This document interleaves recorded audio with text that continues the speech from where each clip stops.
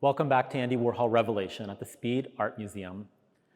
In the final sections of the exhibition, we encounter a section dedicated to the Catholic body.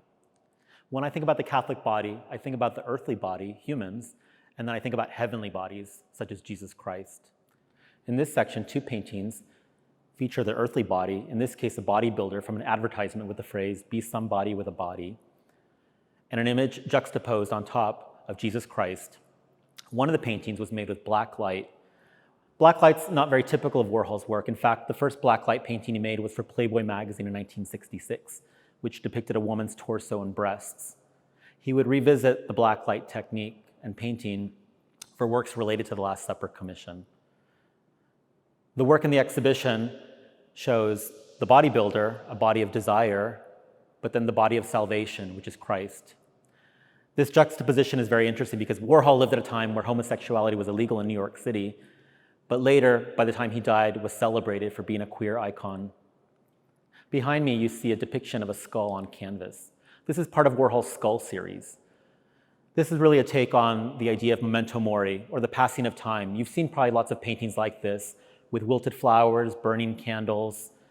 Warhol took this image and cast shadows on it. Some people claim to see a silhouette or a profile shadow of a baby's face, but that makes us think about time passing. Some people even think Andy Warhol soup cans are a reminder of passing time with their expiration dates. Death is a topic that's found in a lot of Andy Warhol's work.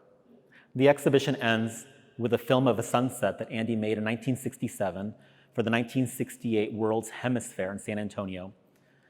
Andy Warhol had a long tradition of participating in World's Fairs. These were places where pavilions represented new technologies, religions, new businesses. And Andy Warhol was asked by the de Menil family of Houston to produce a sacred artwork for an ecumenical pavilion. The pavilion was to be built by Howard Barnstone, who had just completed the Mark Rothko Chapel in Houston. This particular pavilion would have included artwork by Andy Warhol and several other artists invited for the commission. The only two artists to complete the work was Andy Warhol with a film of a sun setting, and Robert Indiana, who made a painting shaped like a cross. Andy Warhol had proposed a film of the sun setting, and the Catholic Church actually paid $15,000 for it. Throughout the summer of '67, Andy Warhol went from coast to coast filming sunsets from New York City all the way to Los Angeles.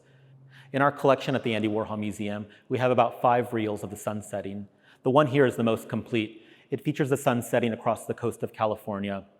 As the sun sets, you can hear some audio.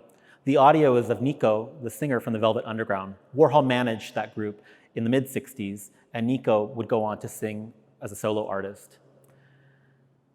The pavilion was never built, but the World's Fair did happen. It's unclear why the project was never complete, but it's considered one of Warhol's most rare and spiritual works. Thanks for watching. Come see Andy Warhol Revelation at the Speed Art Museum on view through November 29th.